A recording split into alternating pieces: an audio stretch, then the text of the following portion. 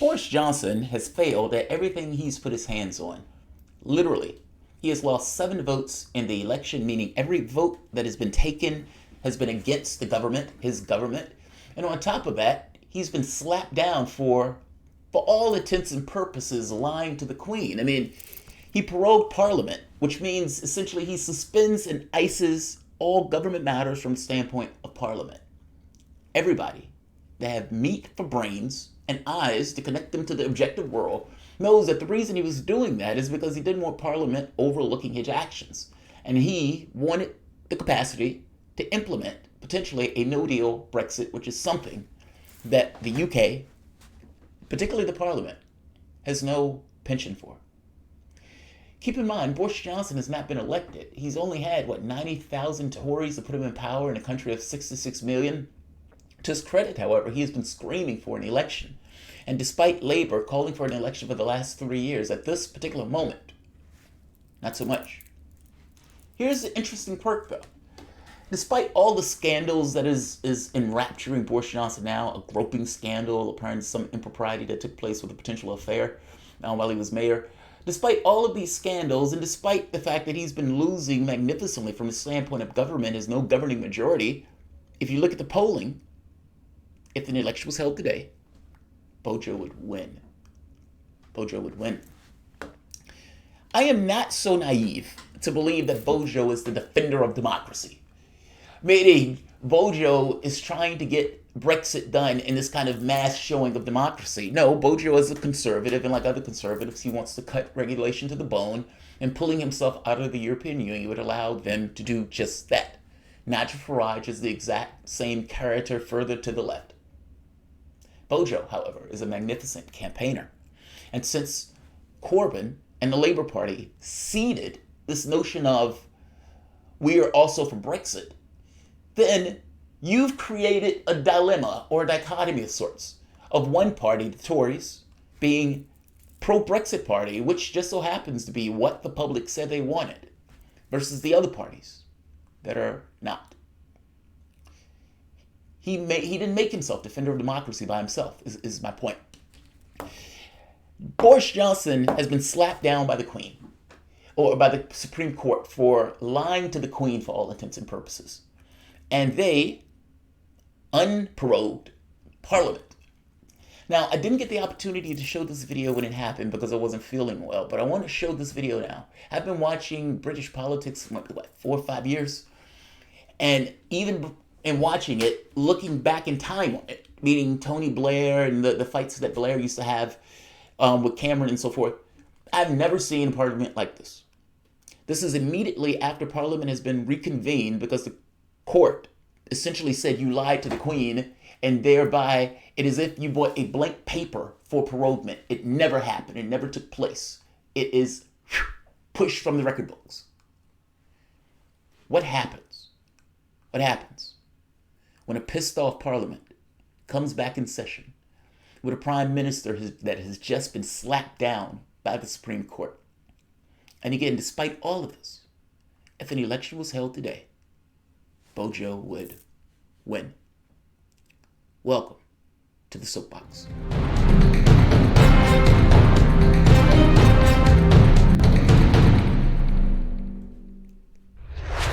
My name is Jamarl Thomas. This is the Progressive Soapbox. Guys, if you dig this content and you find yourself coming back often, please like, share, subscribe. You can always support PayPal or Patreon. All of these videos are demonetized, so this content is effectively brought to you by you. And I thank you for doing so. There will be a patron appreciation episode later this evening. I'm going to hope Miss Thomas joins me on that. We weren't feeling well over the last weekend, so I apologize. Let's hop across the pond. There have been fascinating things that have been taking place in the UK. I have 2 videos on this. This one on something that took place where I didn't get the opportunity to do it at the moment, even though the video had been queued on my laptop for like a week. And there's events that are taking place today, meaning an update or 2 or 3 days after this. Boris Johnson stakes all of his political capital on leaving on October the 31st. I'm the guy that's going to get us out on October the 31st. I'm the guy that's going to do it. I'm the guy that's going to do it. And he stakes everything that he has on that notion. And for all intents and purposes, the public seems to be backing him on this notion of getting out. And Labour supporters seems to be somewhat depressed in their support of Labour because they feel Labour's position doesn't quite make sense. What's true? And there are multiple things that are true at once, which makes Brexit, somewhat kind of a framing issue. Nobody knows quite what Brexit means yet. And we are, 3 years out. Boris Johnson's belief, and I suspect he's right on this, is that this is a negotiation. Nothing is agreed upon until everything is agreed upon. And ultimately, the European Union has taken a position that we are not going to negotiate with you. But part of the reason they're not negotiating is because they look at it as your parliament had zero capacity to deliver anything under Theresa May, and you are even weaker than Theresa May. So no, we're not going to give you anything. Now, Boris Johnson's perspective is, if they full well believe that I could take us out on the 31st in the sense of a no-deal Brexit, they will negotiate. Because the European Union has no want for Europe or for the UK to have this kind of uncontrolled Mad Max falling, over a cliff Brexit that will potentially also injure them. Meaning the consequences of the UK tumbling out in a no-deal Brexit are unforeseeable for Europe. And they don't want that variability in the process if they can help that variability in the process. So his thought is, look, I will take us out on the 31st. Either you negotiate with me or I will take us out on the 31st. This is a level of brinksmanship that is true. However, this is a certain brinksmanship that may potentially yield results. Catch. Boris Johnson needs to be able to potentially deliver on that threat. But that also means that if he has the ability to deliver on that threat, he may actually tumble over the cliff in a no-deal Brexit. Both things just so happen to be true at once. Boris Johnson is neither a defender of democracy in so much as the person who is pushing to put Brexit through, whereas the other parties are either fence-sitting or outright against Brexit. Labour has taken a position that, honestly, and I am a massive Corbyn supporter, probably just as much, if not more than anyone else, has taken a position. I'm sorry, that makes no sense. I understand why they take this position, but ultimately, Jeremy Corbyn is trying to convince people to put him in power. For that, you need an election, which he's not allowing. And after that election, to go to Brussels to get a deal, which he would bring back to allow a vote from the public from which Labour will vote against. Labour will go and negotiate a deal and then vote against their own deal. When Labour supporters are asked about this in the streets, they are like, oh, yeah, I'll support them because they're Labour. And other people, squishy on it. The position doesn't make sense. They reconvene. Now, truth of the matter is, Boris Johnson's plan is dead on arrival. It just is. He has no plan, per se. Ultimately, again, Boris Johnson's negotiation is not any particular plan, but more so that I'm the guy that will potentially take us out in a no-deal Brexit. I hope you understand my point. He can't say that outright. He says it in tangential ways of these guys are hurting my negotiation. Why? Because you're stopping me from having the ability to take us out in a no deal. And you're stopping me from having an election to be able to enforce my political will. Now, from Labour's standpoint, they wrapped him in knots. In one sense, you've put him in a situation where he is forced by law to do something that he said he'd never do. Boris Johnson, if he can't get a deal, which he won't be able to, is supposed to sign, beg, bended knee, hand in hand, to the European Union to ask for an extension. He said he'll never do it. We have no idea if he's going to break the law. We have no idea if he's going to challenge the law, meaning take it back to the Supreme Court. We have no idea what Boris Johnson is going to do. Immediately after the Supreme Court slaps down Boris Johnson, Parliament comes back into session. And in my 5 or 6 years watching British Parliament, I've never seen anything like it. I'm going to show you Boris Johnson's back and forth with Corbyn. And I'm going to even show you, Agnes. This became pretty controversial because somebody in the UK, a woman was stabbed, one of the MPs. And Boris Johnson was running roughshod over this notion of a person being stabbed. We're not going to go into that part. I just want you to see Labour. I want you to see Boris make his case. I want you to see Labour make his case. And I want you to see SNP. Whether you're a Corbyn supporter or not, whether you're a Boris Johnson supporter or not, Brexit supporter or not, pretend for the moment you're unattached. You have no attachment. You're not for or against. You're just kind of floating about. And in floating about, you just so happen to come upon this. And at the end of looking at it from that perspective, tell me what you think. I came away with this thinking, oh my God, Corbyn got savaged. That's what I thought. I thought he gave a measured, calm response. I thought Boris Johnson was absolutely unhinged. And to some degree, that unhingedness works in the political campaign that he's trying to run, this notion of him versus Parliament. I'm the guy that's trying to deliver Brexit. They're trying to stop me from delivering Brexit. That type of stuff in a political campaign. He's starting it here. Let's take a look. Dr. Matthew Alpert. Speaker, it's 4 years since the JCPOA was implemented, and many of us were very much against it at that time. But does the Foreign Secretary really believe this is a country that wants to engage with the international community? Honourable friend makes the point very powerfully. Iran is giving the international community, certainly the United Kingdom, and in relation to the Grace One episode, the very clear message that it doesn't live up to its word. If Iran wants a path to international respectability... You know, what's wild? The UK took a ship of Iran's from off the coast of Spain. Now, they call this their territory. It is off the coast of Spain. They did this at the behest of the United States.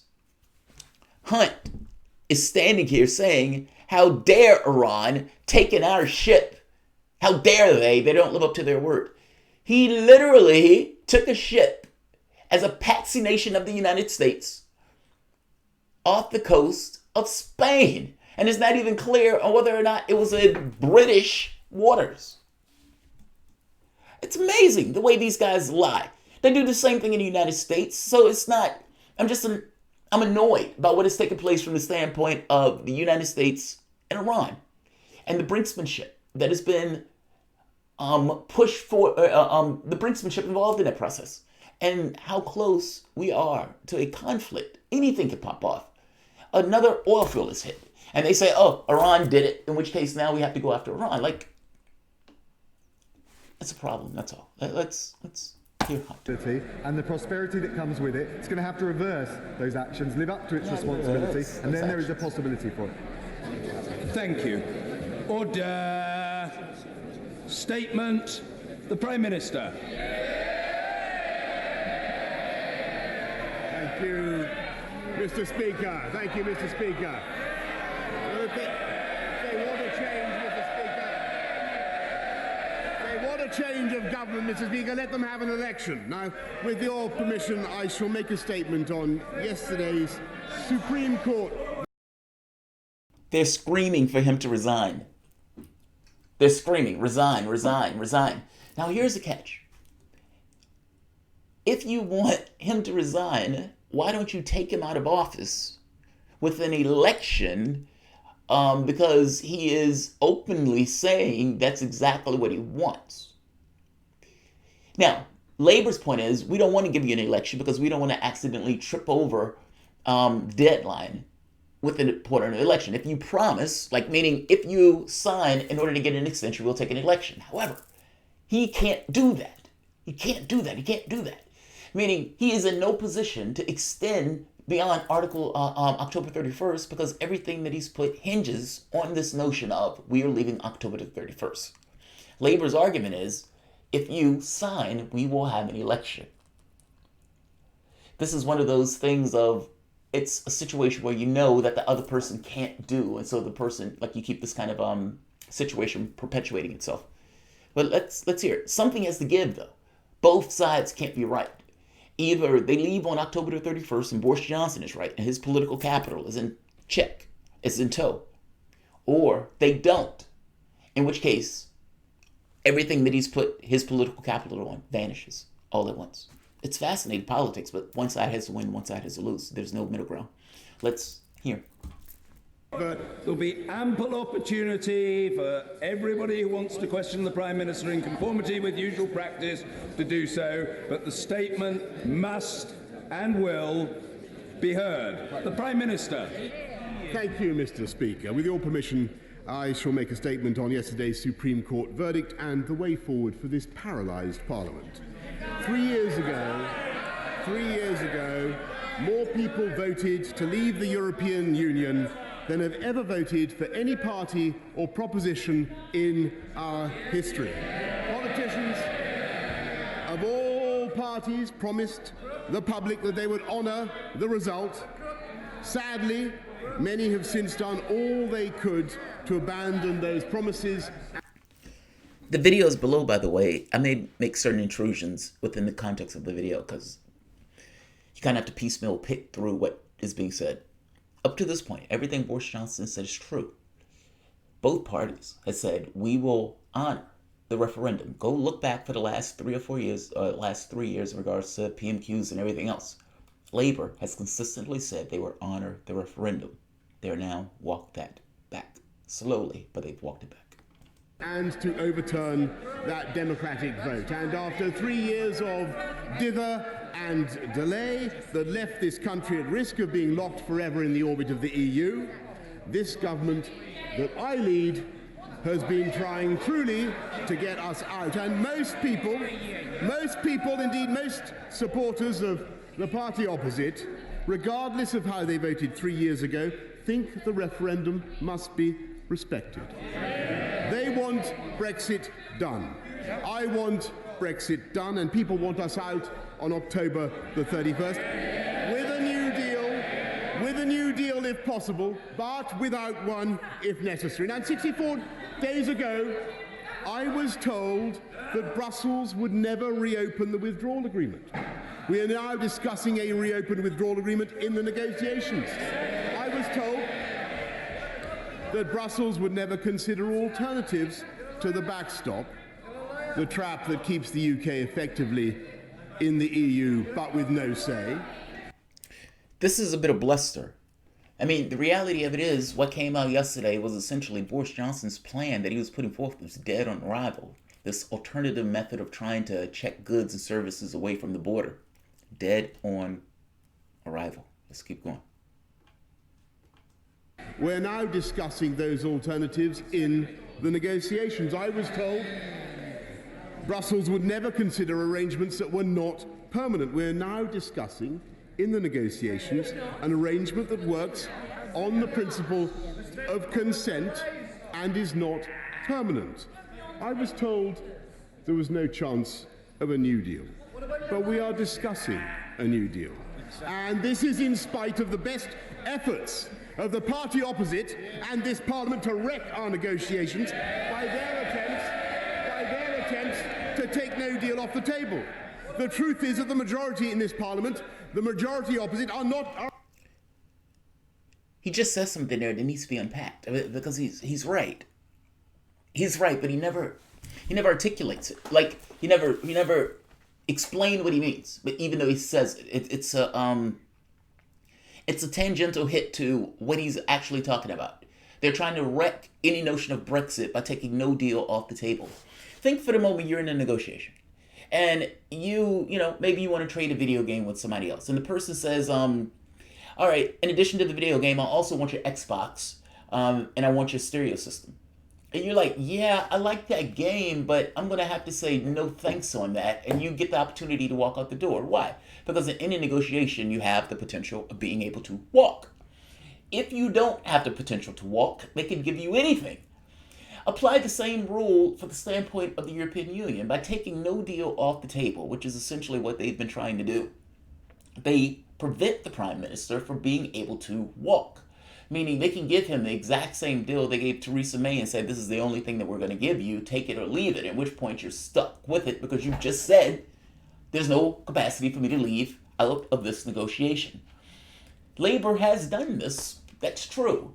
They've done this to kneecap and handicap the Prime Minister from the standpoint of his ability to get things done. That is also true. This is a political thing going back and forth between the parties and trying to determine who deliver Brexit. The catch here is Labour is no longer a Brexit party. When Labour was doing that early on and still saying we're going to deliver our own version of Brexit, then there's a certain degree of politics that are built into it where I'm trying to kneecap you so I can deliver this thing called Brexit. That's not true anymore. Ultimately, the kneecapping is for the most part to just stop Brexit. What is true and what the Prime Minister doesn't ever say is that he needs the ability, the capacity, the potential for a no-deal Brexit to use as a stick to threaten the European Union with. And if he has the ability to do it, and if they know he has the ability to do it, mean leave in an uncontrolled exit from the European Union, that yes, it would hurt the UK, but it would also hurt the European Union in unforeseeable ways. Essentially not all the ways. In some ways, I'm pretty sure they know that this would be disadvantageous to us, but they know it. He knows it. But he can't outright say that to the public, because what the public will also know is that using brinksmanship in that way, you may actually go over the brink. Fascinating politics. Are opposed, not opposed to the so-called no deal. This Parliament does not want Brexit to happen at all. And many of those who voted for the Surrender Act a few weeks ago said then that their intention was to stop a no-deal Brexit. They have said every day since that Parliament must vote against any deal at all. I think the people of this country can see very clearly what is going on. The people at home know that this... Order! Order! People are gesticulating wildly. I can scarcely hear the Prime Minister myself, and I wish to hear the statement, as other colleagues should also do. The Prime Minister... The people of this country can see perfectly clearly what is going on. They know that Parliament does not want to honour its promises to respect the referendum. The people at home know that this Parliament will keep delaying, it will keep sabotaging the negotiations, because they don't. This is what they want to do. They're going to cancel the first referendum, they're going to legislate for a second referendum, and Parliament will promise that this time, perhaps not the lady opposite, but Parliament will promise that this time it really, really will respect that vote. And they think that the public will therefore vote to remain, and everybody will forget the last few years. Mr. Speaker, I have to say I think that is an extraordinary delusion and a fantasy even greater than the communist fantasies peddled by the Leader of the Opposition. It will not happen. The public don't want another referendum. What they want and what they demand is that we honour the promise we made to the voters to respect the first referendum. And they also want us to move on, to put Brexit behind us and focus on the NHS. Just to interject slightly here, keep in mind, this is a man that has lost 7 votes and has just been slapped down by the Supreme Court. And he is unbowed, unchastened. And part of that is, I would put to you, because the public, in spades, if an election was held today, he would win. Let's keep going. On violent crime and on cutting the cost of living. And that is why I brought forward a Queen's speech. This government intends to present a programme for life after Brexit. But some members of this House could not stand that either. Instead of facing the voters, the opposition turned tail and fled from an election. Instead of deciding to let the voters decide, they ran to the courts instead. And despite the fact that I followed the exact same process as my predecessors in calling a Queen's speech, the Supreme Court was asked to intervene in this process for the first time ever, and it is absolutely no disrespect to the judiciary to say I think the court was wrong to pronounce on what is essentially a political question at a time. Order! Whatever the strength and intensity of feeling and the passions to which these matters give rise, we must hear what is being said in the chamber. It's an interesting question, right? I mean, Boris Johnson's argument is, look, you guys ran to the courts. Ultimately, if you wanted to solve this issue and you wanted to stop that particular prorogation, you should have had an election. That election would have been able to determine who was going to be in power. You didn't necessarily have to go to courts to make that choice. Labor's position is, look, whether we could have had an election or not is somewhat irrelevant. You shut down Parliament in order to not have scrutiny. It is our job to give you scrutiny. And especially now in somewhat of an unprecedented time of Brexit. Those are the two sides. The Supreme Court essentially went on the side of, yeah, the reason that you told the Queen was not necessarily true, that ultimately you didn't want scrutiny. That what it boiled down to. Anyone with brains and eyes knew you just didn't want scrutiny. And the length of that prorogation, going all the way up, almost close to the deadline, was, obscene. Let's keep going. I wish to hear the Prime Minister. The court was wrong to pronounce on what is essentially a political question at a time of great national controversy. So we have opposition MPs that block and delay everything, running to the courts to block and delay even more, including blocking legislation to improve and invest in our NHS and keeping violent criminals in jail. And I think the people outside this House understand what is happening. They know that nothing can disguise the truth. It's not just that this Parliament is gridlocked, paralysed, and refusing to deliver on the priorities of the people. It's not just unable to move forward. It's worse than that, Mr. Speaker. Out of sheer selfishness and political cowardice, members opposite are unwilling to move aside and give the people a say.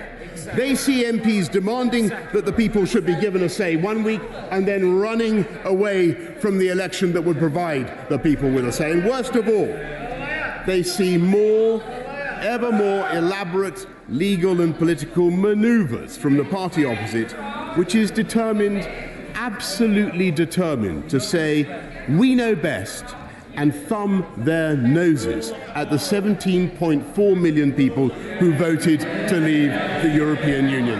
The leader of the opposition and his party do not trust the people. The leader of the opposition and his party are determined to throw out the referendum result, whatever the cost. They don't care, Mr. Speaker, about the bill for hundreds of millions of pounds that will come with every week of delay. They don't care if another year or more is wasted in arguing about a referendum that happened 3 years ago. All that matters to them now is an obsessive desire to overrule the referendum result. While we want to take our country up a gear, to go forward with a fantastic programme, an accelerated programme of investment in infrastructure, in health and education. And this is the party that was pushing austerity. This is the party that literally had this kind of explosion in food banks and everything else. A depletion of the NHS. I remember doing stories talking about where ambulances had people dying in an ambulance because the resources to the NHS weren't sufficient enough. Theresa May will still get up there and say, well, I gave these guys this much. It's like saying, well, look, I didn't give them the billion that they needed, but I gave them, a few million.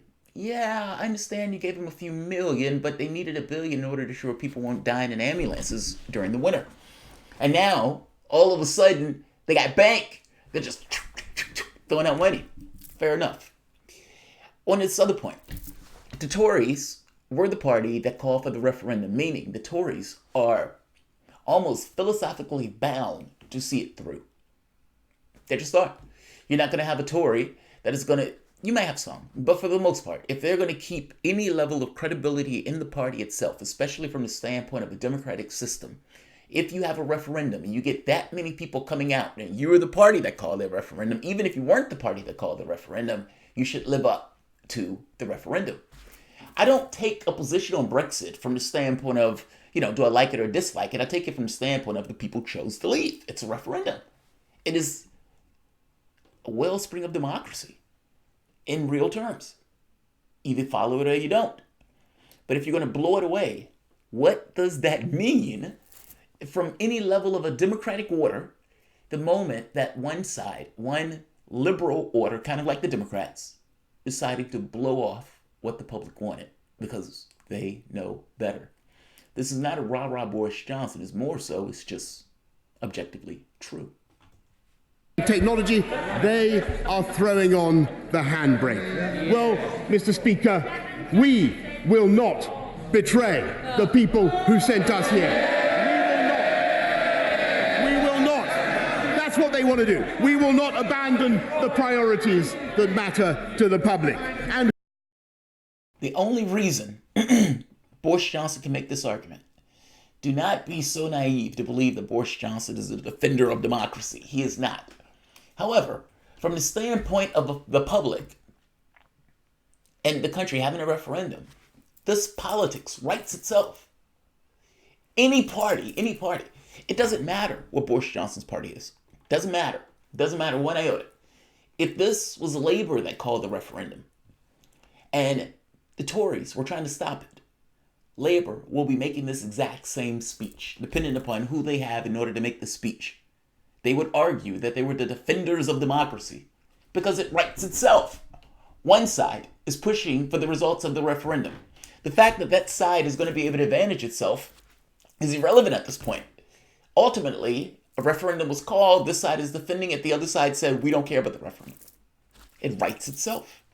Don't get mad at Bojo. It was Labour that gave over any notion of Brexit. They could have had their soft Brexit. They don't have any Brexit at this point. We will continue to challenge those opposition parties to uphold democracy. If honourable and right honourable members opposite so disagreed with this government's commitment to leaving on October the 31st, they had a very simple remedy at their disposal, did they not? They could have voted for a general election. I have to confess, Mr. Speaker, that I was a little shocked to discover that the party whose members stood up in Brighton this week and repeatedly and in the most strident terms demanded an election, I heard them, is the very same party whose members already twice this month, not once but twice, refused to allow the people to decide on their next government. For 2 years they have demanded an election, but twice they have voted against it. The leader of the opposition changes his mind so often. I wonder whether he supports an election today or whether the shadow chancellor or the shadow attorney general have overruled him again, because they know that the voters will judge their manifesto for what it is: more pointless delay. Again, he's not wrong. Look, I'm a Labour supporter. I live in the United States, but I followed Corbyn and I've been excited like all hell when Corbyn started to have his rise. I've argued in this country that Labour, that Jeremy Corbyn will be Prime Minister of the UK. Given all the variables at the time, Theresa May in power, even before that, when Cameron was in power, I was like, Jeremy Corbyn is going to be Prime Minister. The arc itself looked like it was going in that direction. It looks different now. It looks different now. A Tory Prime Minister is not talking about policy. None of this is policy. All of this is going after, savaging Jeremy Corbyn and the Labour Party for essentially going from a party that was at once for Brexit into a party of ultimately Remain. And him going after Corbyn saying, what, did they overrule you again? Because what he knows and what everybody knows, I mean, the US audience may not know, but Jeremy Corbyn, between him and his God at 3 a.m, is a Eurosceptic. Jeremy Corbyn would not be able to enact what he wants to enact in policy under the European Union. And yet, here we are. And I might seem slightly annoyed by this, and maybe that's true. I am one of those people that think if the public has a referendum, you kind of got to go with it. That you can't just ignore that, especially if you want to call yourself a democratic system. The notion that there is a Tory prime minister here that is browbeating Labour and is not entirely lying outright. Some of that stuff was lies. He told me he was surprised. He wasn't surprised at all. He knows what the polling is. Labour knows what the polling is. They don't want to have an election right now at this very moment. They would lose. He would get the majorities that he needed in order to enact the Brexit that he wants. They don't want to give him the opportunity. That's the truth.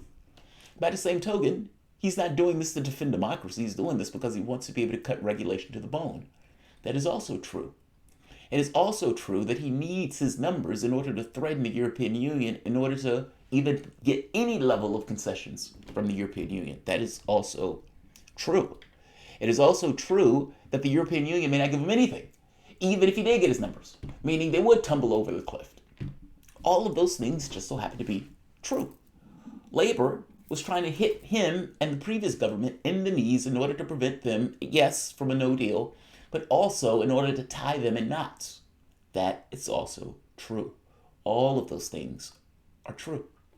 Is he going to demand, perhaps he's going to demand an election and then vote against it? Just as he said he wants to negotiate a new Brexit deal and then vote against that too. Is he actually going to vote no confidence in this government? Is he going to dodge a vote of no confidence in me as Prime Minister in order to escape the verdict of the voters? I wonder, does he in his heart even want to be Prime Minister?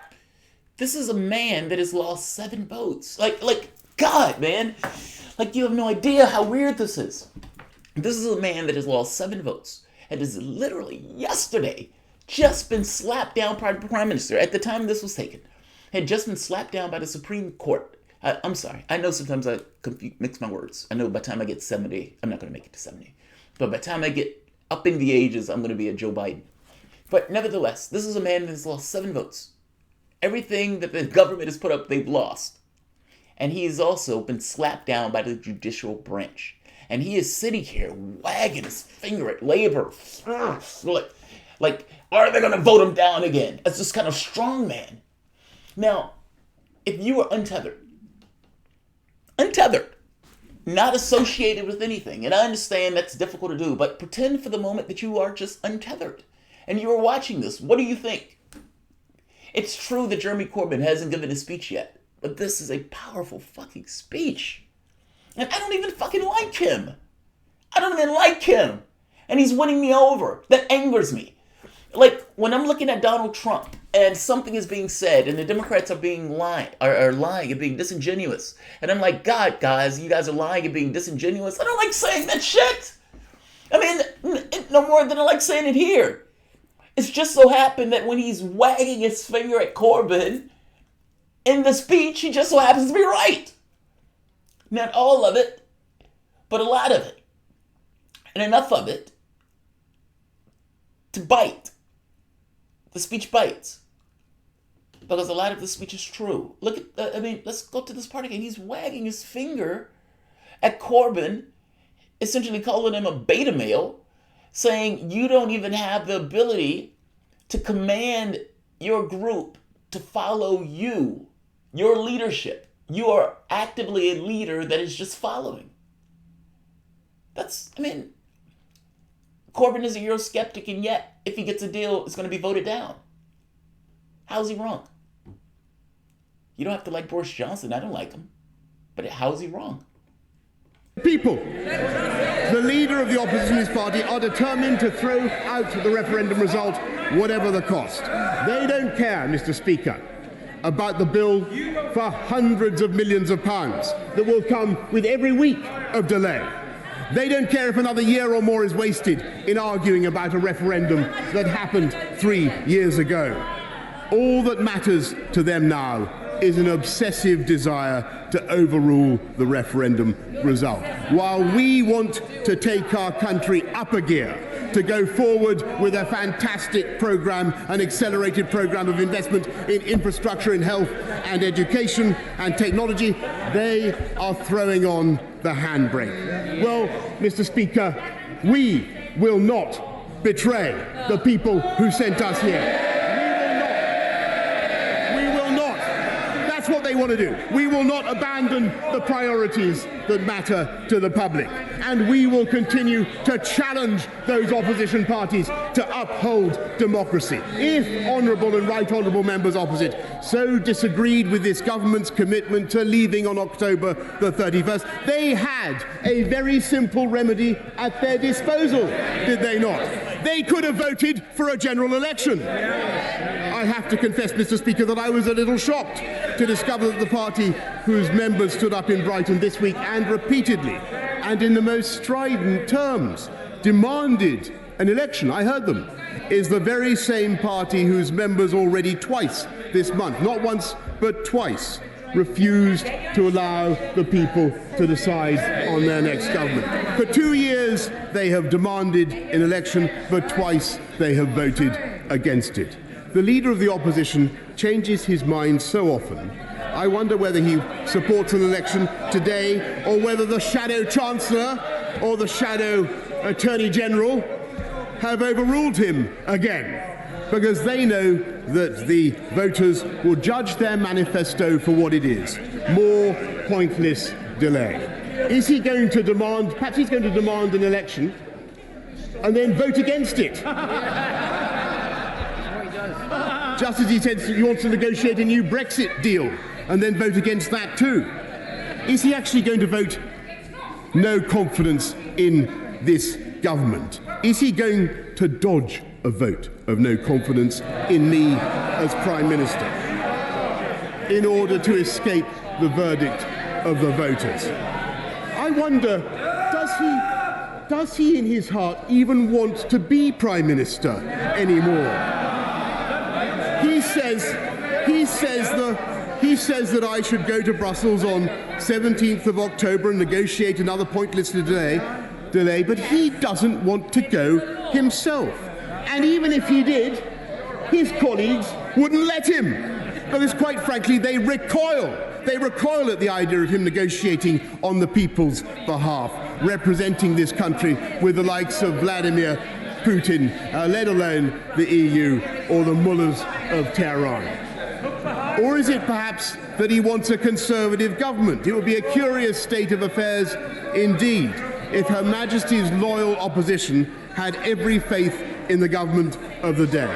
So if in fact the party opposite does not have confidence in the government, they will have a chance to prove it.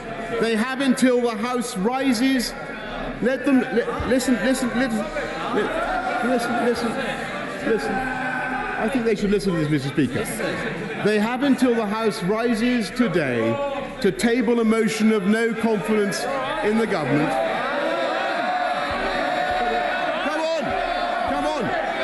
Come on then. And we can have that vote tomorrow. Or if any of the other parties, the smaller parties, fancy a go, they can table that motion and we'll give you the time for a vote. Will they have the courage to act, or will they refuse to take responsibility and do nothing but dither and delay? Why wouldn't they? What are they scared of, Mr. Speaker? Mr. Speaker, it is now well over. If that's what you're scared of, then have an election. Order. I appeal to the House to have some regard to how our proceedings are viewed by people watching them in the country at large. Order! Let the remainder of the statement be heard. I'm grateful for the Prime Minister's exhortation, but I don't require it. I'm perfectly content. What I want to hear is the rest of the statement and then questioning on it. The Prime Minister. Mr. Speaker. Well, Mr. Speaker, thank you. And as I commend this statement to the House, I say it is time to get Brexit done. Get Brexit done so we respect the referendum. Get Brexit done so we can move on to deal with the people's priorities, the NHS, the cost of living. Let's get Brexit done so we can start to reunite this country after the divisions of the referendum, rather than having another one. It's time for this Parliament, finally, to take responsibility for its decisions. We decided to call that referendum. We promised time and again to respect it. I think the people of this country have had enough of it. This Parliament must either stand aside and let this government get Brexit done, or bring a vote of confidence and finally face the day of reckoning with the voters. And I commend this statement to the House. I'm sorry, that doesn't look like a man that's just lost a ton of votes. It just doesn't. It just doesn't. Trudy, do you know Jamarl? Yeah, I do know Trudy. That's my next video. It just so happened this one was queued up before I found out. That doesn't look like a man that lost. Like, that honestly doesn't look like a man that lost. And I look at him and I think to myself, A, that's not Trump. Meaning this notion that Boris Johnson is Britain's Trump. No, that is not Trump. I'm sorry. And B, that looks strong. That looks strong. Let's hear Corbyn. And with that processing in your head, and with what he's said, because keep in mind, nothing that he said there was policy per se. What his thing is, I'm here to get Brexit done. I'm the defender of democracy. This parliament is getting in my way. If this parliament really cares about it, they can have a general election. And when a prime minister, whatever the prime minister is standing there yelling at the leader of the opposition in a smaller party saying, challenge me to an election, essentially get into the arena, he is effectively signaling to everyone else in the country that I am ready to have an election. I want to have an election. I know I can win that election, meaning I have public support and Parliament is in my way. That's his argument. All of this was just that one basic argument. Savaging Corbyn and the other parties with that argument. If you don't like me, vote me out. What he knows is that they wouldn't be able to, that they'd lose. Let's hear Corbyn. The public chose to leave. Labour decided to stay. That was on Labour. Boris Johnson making this argument about I'm the defender of democracy is only allowed because Labour decided to stay. Let's hear Labour.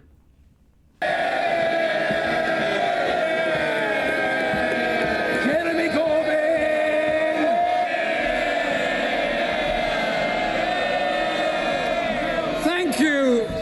Thank you, Mr. Speaker. I thank the Prime Minister for an advance copy of his statement. Unfortunately, it was like his illegal shutting down of Parliament.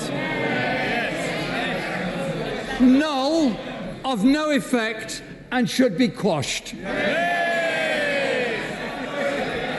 In the words of the Supreme Court.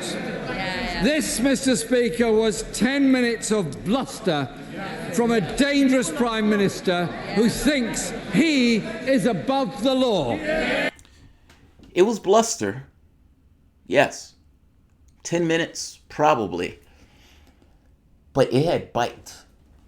Let's not pretend it did not have bite. And that a lot of what Bojo was saying in that just so happens was unfortunately true. But in truth, Mr. Speaker, is not fit for the office which he holds. Mr. Speaker, I'm glad to see so many colleagues back here. By the way, one more thing, and I'm going to let Jeremy Corbyn make his piece. During this entire speech, keep one thing in your head, that at any time, Jeremy Corbyn could call an election to get Boris Johnson supposedly out of office. Meaning, if he's not fit for office, you can have an election. You voted against an election twice. If he is not fit for office, why don't you have an election and take him out? Or call a no confidence vote and try to take him out. You have this legal maneuver that the Prime Minister would co-sign for you to have an election. Labour, despite pushing for it for 3 years, now doesn't want one. Throughout this entire speech, keep that one thought in your head because it makes the speech difficult to really land. Let's say it that way. The Prime Minister is screaming, I want an election, and Labour is saying no.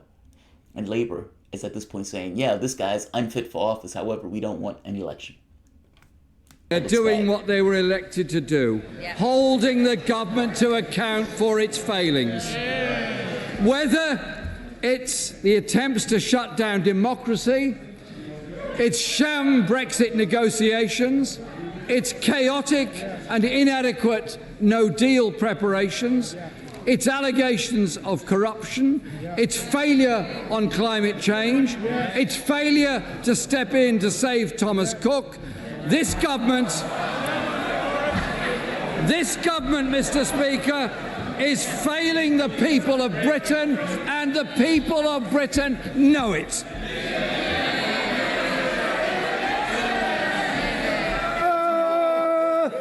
Order! I said that. This is yes and no. This is both. You could say that, yes, he's failing the people of Britain and everything else, and yes, the negotiations are a sham. But again, I told you, the negotiations have more to do with a threat of no-deal Brexit. Meaning, Bojo having the ability to potentially deliver a no-deal Brexit is the threat. That is the negotiation. Calling it a sham in an overt sense is right. In this kind of subtle sense of, yeah, we can take us out for a no-deal Brexit if you don't give us this deal and make concessions is the negotiation. What Corbyn is saying here is right, is relatively right. One catch. What the public cares about is Brexit. Everything else is subordinate to Brexit. The public has been inundated with Brexit for 3 years. They're sick of it.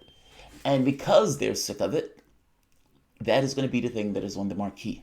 Everything else is subordinate to Brexit. That the Prime Minister shouldn't be shouted down. The same goes for the Leader of the Opposition. And let me say to people bellowing from a sedentary position, stop it. You will exhaust your vocal cords. You will get nowhere. It won't work. And these proceedings will continue for as long as is necessary for the Chair to be satisfied that proper scrutiny has taken place. It is as simple and incontrovertible as that. Jeremy Corbyn. Thank you, Mr. Speaker. Yesterday's Supreme Court verdict represents an extraordinary and, I believe, precarious moment in this country's history. The highest court in this land has found the Prime Minister broke the law when he tried to to shut down our democratic accountability at a crucial moment in our public life. The judges concluded there was no reason, and I quote, let alone a good reason, for the Prime Minister to have shut down Parliament. After yesterday's ruling, Mr. Speaker, the Prime Minister should have done the honourable thing and resigned.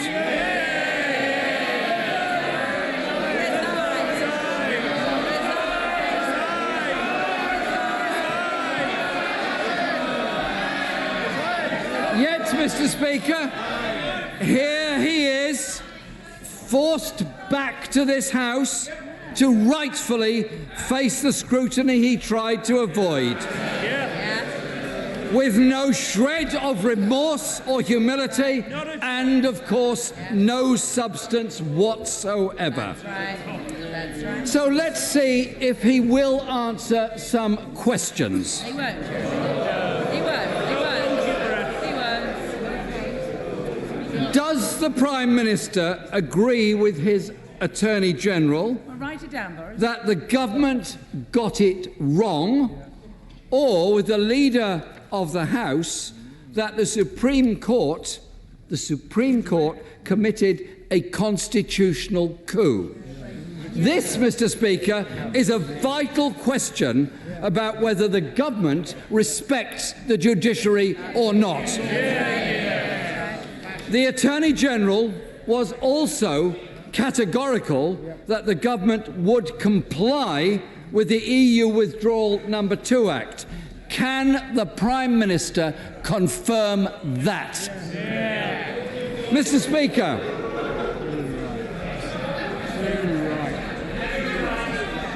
Mr. Speaker, I want to pay tribute to those MPs from all parties across the House, the Lords and in the Scottish Parliament and the Welsh Assembly, who have not only fought so hard to stop a disastrous no deal, but continued to take the case against prorogation through the courts.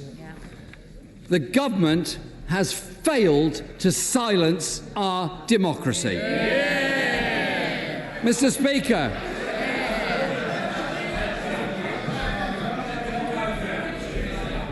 Mr. Speaker, during the period of unlawful prorogation, the government was forced to release their Yellowhammer no-deal analysis and plans. No wonder the Prime Minister has been so eager to avoid scrutiny and so eager to hide the dangers of his Brexit plan. The release of those documents leads to many questions the government must now answer that our Parliament is back in operation. So I would like to start by asking the Prime Minister why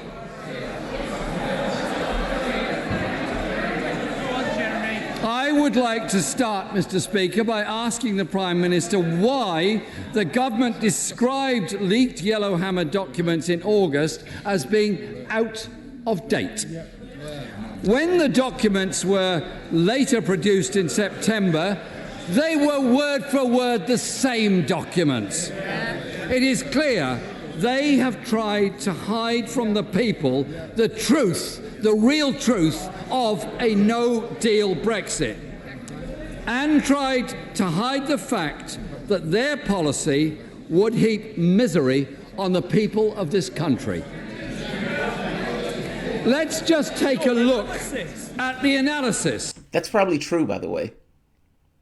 Boris Johnson and the politicians who are trying to push for no-deal Brexit are like the politicians in the United States. Ultimately, they're distinct from the choices that they make. Boris Johnson, in order to get any deal, knows that the no deal has to, for the most part, be on the table. That also means, however, that there is pain associated with it. I mean, if you were the Prime Minister and you knew that your particular policy would have a certain degree of pain associated with it if you fell over the brink, by the same token you needed that particular policy in order to threaten the other parties, do you tell the public of the pain that they're going to face? However, if you are the leader of the opposition, your goal, your job is to get that information out. Both things are true at once. Again, the politics is complicated. Chaos at Britain's ports with months of disruption. People going short of fuel and fresh foods. Your paper? It's your paper, you wrote it, you tried to hide it.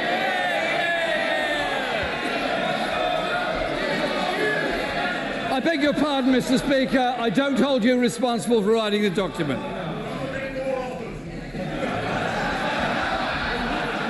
Disruption of people's vital medical supplies. Rises in energy prices for every household in the whole country. A hard border for the people of Northern Ireland and the Republic of Ireland. Most damning of all, Mr. Speaker, is the passage that simply says, and I quote, "Low-income groups will be disproportionately affected."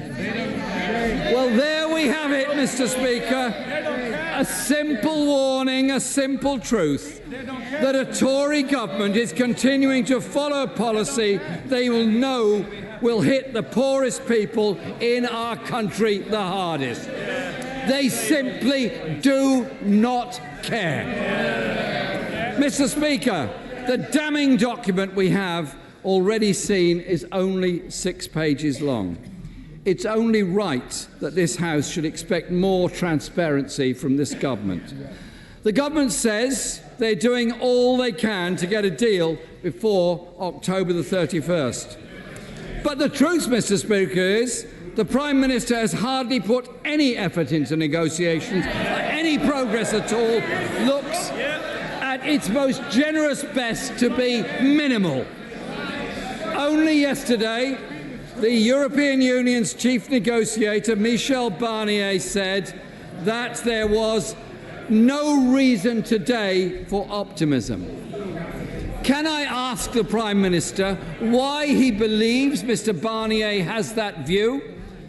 This House is still yet to hear any detail of any deal the government seeks to negotiate. We're told the government has distributed papers to Brussels outlining proposals for a change to the backstop. Will the Prime Minister publish these papers and allow them to be debated in this House of Parliament?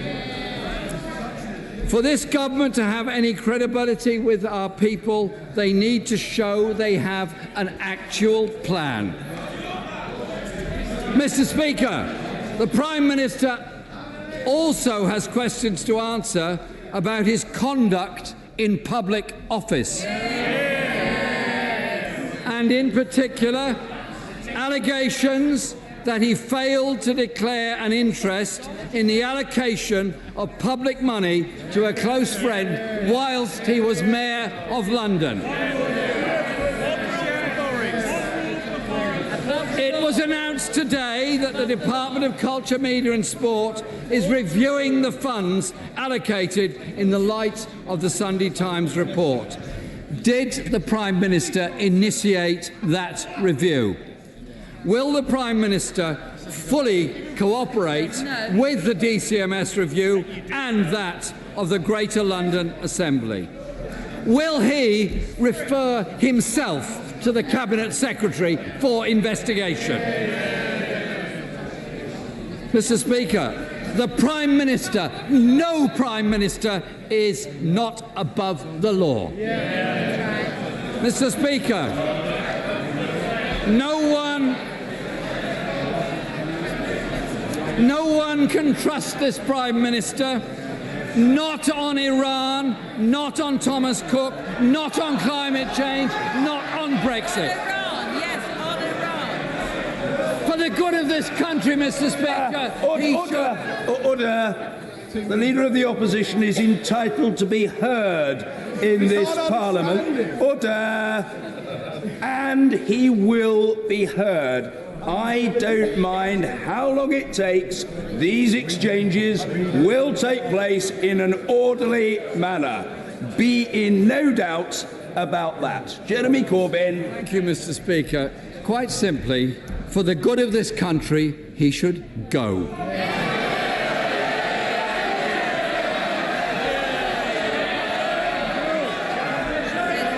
Mr. Speaker, he says he wants...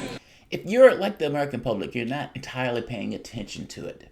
And you knew that, well, wait a minute, you guys have had the potential for an election that you voted down twice. If you weren't paying attention and you weren't necessarily entirely sure why Corbyn and the Labour Party refused the election, or at the very least you didn't buy the excuse that they refused the election, what it looks like is Jeremy Corbyn is saying, hey, why don't you go, while simultaneously avoiding an election on multiple instances. There's a tonal difference in the speech, I hope you realize. Meaning, Jeremy Corbyn's speech is so slow and plodding. And even though the initial part of the speech was dead on, essentially this guy effectively broke the law from the standpoint of the Queen, I don't know if the public cares.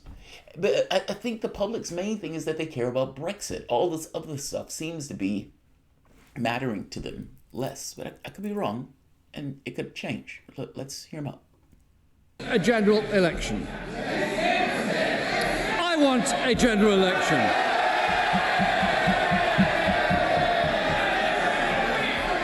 It's very simple. If you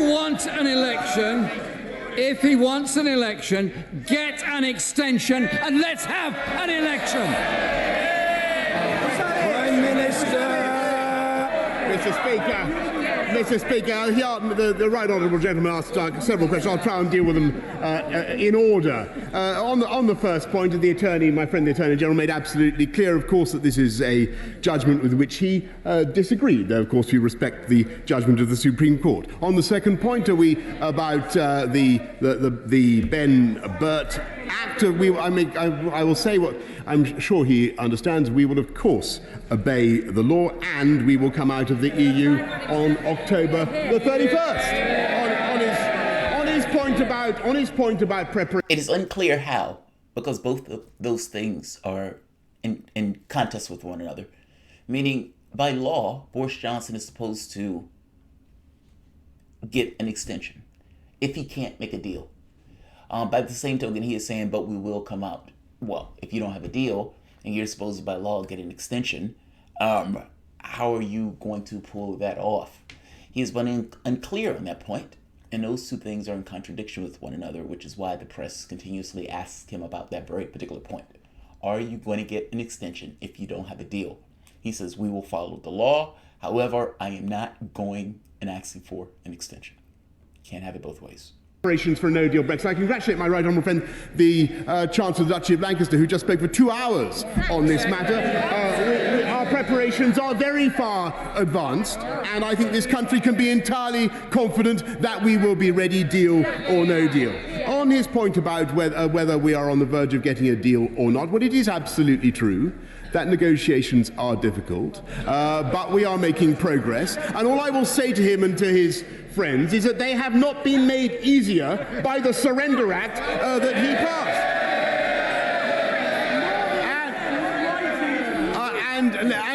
And I am very proud, by the way, to take his next point, about everything that I did as Mayor of London. I may say to the current Mayor that he'd be better off spending less on press officers and more on police officers in London, because we were funding 20,000 more on our streets. And as for being trusted on Iran, Mr. Speaker, this is a man who took the shilling of the mullahs from Press TV. Mr. Speaker, I think there's something. I was rather sad, actually, in a way, that the Labour conference was interrupted by the ruling, because I was awestruck by some of the things I heard, doubtless designed to obscure the inanity of his policy over Brexit. He wants to abolish fee-paying schools at a cost of £7 billion to the taxpayer. He wants a 4-day working week, cutting the incomes of the lowest paid in this country. He wants to abolish Ofsted, and now we hear he wants to abolish all immigration controls from the EU. But there was a crucial passage missing from his speech, it turns out, Mr. Speaker. I think there's something slightly pitiful, in a way, about the right honourable gentleman. It seems that he actually did want to call an election now, Mr. Speaker. There was a passage in his speech calling for an election now, but it was censored by the Stasi in the form of the Shadow Chancellor. Or possibly it was the Shadow Lord Chancellor. Mr. Speaker, the right honourable gentleman is being gagged. He's being muzzled. He's being held captive by his colleagues. They won't let him say what he wants to say. I say, free the Islington One, Mr. Speaker. And why won't they allow him to have an election, Mr. Speaker? Why won't they allow him to unleash his charms on the electorate? It's because they're not only terrified that he's going to lose, but also even more terrified by the remote possibility that he might win. He can't control his own party.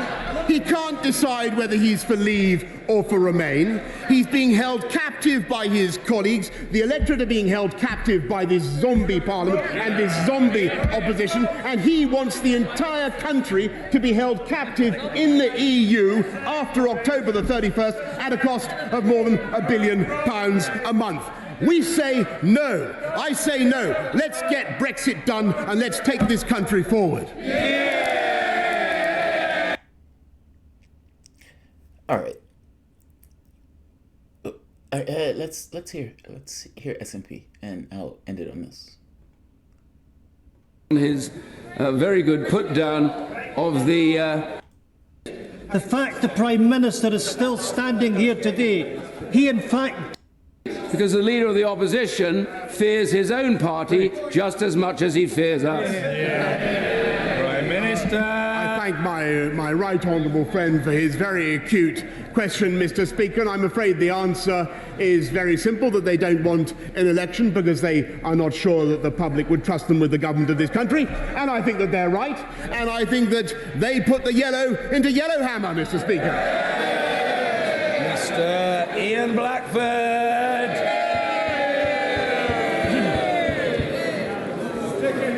Thank you, Mr. Speaker. Can I thank the Prime Minister for advance copy of his statement? I have to say, when I read the first paragraph, and it talks about the Supreme Court verdict, Mr. Speaker, it wasn't the Supreme Court verdict, it was the judgment of the Supreme Court. Yeah. And perhaps the Prime Minister might start to show some respect for the judiciary. You know, we're here today because the Prime Minister was utterly humiliated by the Supreme Court by a count of 11-0. And you might have thought in that diatribe that we had that we might have had some humility, that we might have been able to acknowledge that what we've had is the unlawful shutting down of Parliament. Mr. Speaker, sorry is indeed the hardest word for the Prime Minister. You know, it was said by a former Prime Minister, where law ends, tyranny begins. And Mr. Speaker, while it pains me to say it, the fact the Prime Minister is still standing here today, he in fact does believe he is above the law. Well, Mr. Speaker, he is not. And thank heavens for the action that was brought in the courts in Scotland and England. And I want to pay tribute to my honourable friend for Edinburgh South West. And thank goodness the courts have done their job and made sure that parliamentarians are back where they should be, in this House, holding the government to court. The ruling of the Supreme Court has made it absolutely crystal clear. The actions of this government, this Prime Minister, led to the unlawful prorogation of Parliament. Delivering the verdict, Lady Hale stated that prorogation was null and void. Have you no shame, Prime Minister? Mr. Speaker, the court concluded that the decision was unlawful because it had the effect of frustrating or preventing the ability of Parliament to carry out its constitutional functions without reasonable justification. Mr. Speaker, without reasonable justification. And the Prime Minister talks about us running off to the courts.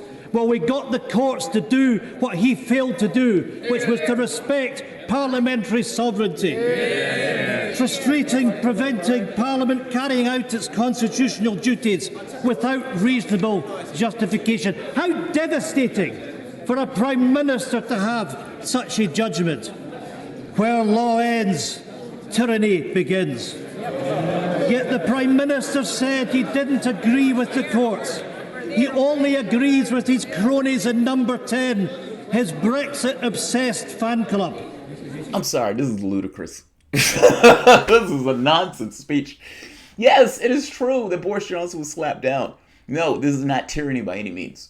You literally took it to court, meaning you're still under the guidelines of law. That court slapped it down, meaning you are still under the guidelines of law. You are here in Parliament now yelling at the Prime Minister. Still, you're under the auspices of law. I'm missing the tyranny in this process. The Prime Minister tried to overgo his power, and he was reined back. That's what happened. There's no magic. That's what happened. Browbeat him, hit him on the knuckles. You're not under tyranny. He cannot pick and choose when it comes to the law. He must obey the law. That is not leadership. He quite simply is not fit for office. And Mr. Speaker, then call for an election. They called for an election. Like, I watched this whole thing and I kept screaming. How, if you are going to say that the government is not fit for office, you're in opposition. Fair enough. I can dig that. You're part of the SNP, your party, you know. You would prefer that the Tories are not in power. Great. Boris Johnson has said, call a no confidence vote in me, or call a 2/3 vote to take me out of office. We can have a general election. You all say no. You all say no. That's the way it looks to the public. When I hear of the Prime Minister talking about a Surrender Act, how despicable that he refers to members of this House that are doing their duty to protect their constituents, and he uses language such as surrender. It is language which is not suitable from the Prime Minister of any country. Mr. Speaker, God, I love politics. Now, I love politics. You're Boris Johnson. You get in office. Opposition puts a bill that restrains your ability to do what you want to do. And what it forces you to do is essentially go to Brussels. What's the politics? What's the politics? Now, you could say that you want to talk about it like a bill, but a lot of politics is language. And casting it in this kind of propagandistic way of Surrender Act is a political thing on a bill that you don't like. You're looking at it as it's forcing me to go to Brussels. I look at that as an outright surrender, so I'm going to call it a Surrender Act. And you understand that in people's heads, surrender is not necessarily the most positive of attributes to be associated with a particular item. And so you scream about it as a Surrender Act. The politics opposing that says, I don't like that you're calling that a Surrender Act, so I need to come up with a reason for why it's bad for you to call it that in order to inhibit the political effect of you calling it a Surrender Act. Isn't that amazing? I love that. I love that. I love that. I mean, that's what it means. That's what's taking place. The Minister's position is no longer tenable. His failure to resign is an embarrassment. People have had enough of this shambles. Mr. Speaker, we have reached a difficult and dangerous point. Not just in... The right honourable gentleman leads the third party in this House. He has a right to be heard. He will continue his contribution and he will be heard however long it takes. If the message has to be repeated again and again and again ad infinitum, so be it. He will be heard. End of subject. Ian Blackford. I am much obliged, Mr. Speaker. We have reached a difficult and dangerous point, not just in relation to the Brexit crisis, but for the constitutional future of these islands and indeed the future of our democracy. We have a Prime Minister standing here in Parliament that he sought to silence. People across these countries will be reading today about how the Prime Minister fought the law, but the law won. The Prime Minister, the head of government, who is responsible for the law, responsible for governance. What an example to the public. Let me be clear to the Prime Minister that he should resign. But if he fails to do so, yes, the opposition must unite to trigger a vote of no confidence to bring this chaotic government down. By triggering a vote of no confidence, we will ensure that the Benn Act is honoured to take no deal off the table by allowing the opposition to instil an interim leader to take back control and to protect our economy from the cliff edge. Mr. Speaker, the Scottish National Party fully supports stopping no deal. It is our priority. But let me be clear to members on these benches, we are not powerless. Doing nothing is not an option. This is the time for leadership. Once we have removed the Prime Minister, removed the threat of no deal, the people must have their say through a general election as quickly as is possible. We must unstick this mess, and we must trust the people to make their choice. We cannot trust this Prime Minister. His time must be up. His days of lying, of cheating, and of undermining the rule of law must be numbered. So I only... Order. Just for the avoidance of doubt, I'm sure the right honourable gentleman will not state in this House that the Prime Minister has lied in the House. He must not do so. Order, that is the... Order! That is the procedural position. He didn't say that, but he did refer to lying, and I know he cannot be referring to it in the context of the exchanges in this House. And a nod of the head to confirm that my interpretation is correct will suffice, and he can then proceed with the rest of his questioning. I'm correct in my surmise, I'm sure. Indeed, Mr. Speaker. So I have one question to the Prime Minister for now. Do the right thing and do it now. Prime Minister, end this dictatorship. Will you now resign? The Prime Minister... I have no idea what the hell he's talking about. In this dictatorship. Mr. Speaker, I thank the right honourable gentleman, and of course on his substantive point, we do respect the Supreme Court, Mr. Speaker, and the reason that I want a Queen's speech and wanted a Queen's speech is quite frankly, of course, because we have to do what we can as a united kingdom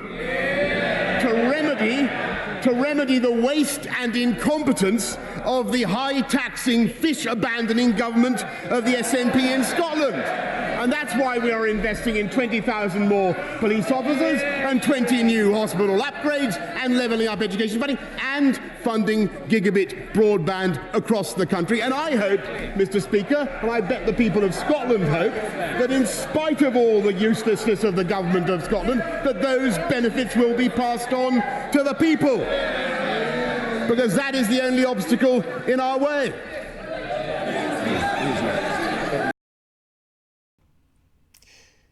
Yeah, it only gets worse from here, believe it or not.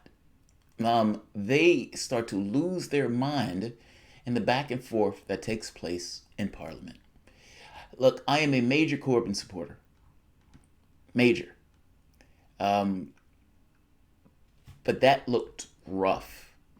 And a prime minister that for the most part has lost 7 votes and lost the Supreme Court thing comes in and he is like he's on something. And I don't necessarily mean in a bad way. His argument wasn't mostly about policy. It became policy after he had his exchange with Corbyn. But his argument mostly is, if you want me out, I have screamed for an election twice, and you guys have voted me down twice. I have called for an election. You guys have stopped me in doing so. I am representing the public. I am the defender of democracy, etc., etc., etc. Gabriel Badwolf, it's illegal to call somebody a liar in Parliament. Yeah, it is. Well, I mean, look, if you notice, when Theresa May and these guys talk, they talk in ways where language is slippery enough where they can get away with it without overtly lying. You're not allowed to do that. There is no First Amendment in the UK where you can kind of say whatever you want to say and you can lie and all this other stuff and it doesn't matter. No, you can't do that in Parliament. It's frowned upon, majorly so. All right, I'm going to end this here. Like, share, subscribe. I wanted you guys to see more than just the snippets that sometimes they play on the BBC. The back and forths are interesting, especially between Johnson and Corbyn. And I'm sorry, as a Corbyn supporter, love the guy, but it looks like he's getting bullied. And I suspect a lot of this is because the Remainers and his camp have essentially chained him up. And so you now have Johnson to be able to stick his finger in his face and say, do you even want to be prime minister? That's a rough. Now, I'm talking about in the sense of illegal is too strong. I just mean it's frowned upon. And if you can show that Boris Johnson literally lied, like outright lied, then yeah, it's in Parliament, you can do it. But it is frowned upon, majorly so. Majorly so. Corbyn was trying to lay smoke screens. It was a poor showing. Yeah, I agree, Gordon. I agree. I didn't particularly like it. Britain wants to be a part-time regime. What are you talking about? What are you talking about? Part-time regime. Britain has all sorts of people in the UK. I've been there, more than once, or at least once. All right, like, share, subscribe. I'll be back momentarily, and I will see you guys then. There is more stuff going across the pond, but ultimately, this back and forth is the divide in the UK right now. Meaning that's the fight. If Boris Johnson gets out before October 31st, then Boris Johnson would have been right, and his political capital will be enshrined, and most likely he will do gangbusters in the next election. If he is somehow stopped and hobbled from doing that, then that political capital shrivels up, and it's hard to know what takes place after that. Like, share, subscribe. Thanks all.